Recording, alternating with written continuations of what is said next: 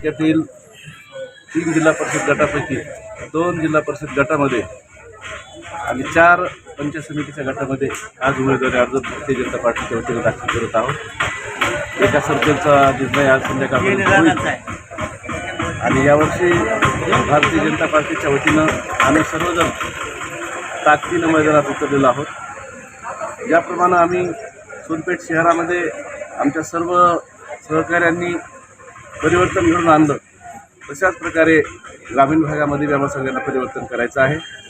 ही निवडणूक अतिशय महत्त्वाची निवडणूक आहे, कारण गेल्या 15-20 वर्षापासून काही ठराविक लोक निवडणुकीला उभा राहतात, निवडून येतात आणि कुठल्याही प्रकारची विकास कामं करत नाहीत। त्यामुळं तालुक्यातील तरुण असतील, तालुक्यातील सगळे युवक असतील, महिला असतील, शेतकरी असतील, हे सगळे या सगळ्या प्रस्थापित यंत्रणेच्या विरोधामध्ये चिडलेले आहेत आणि कुठल्याही प्रकारची विकास कामं त्यांनी केलेली नाहीत।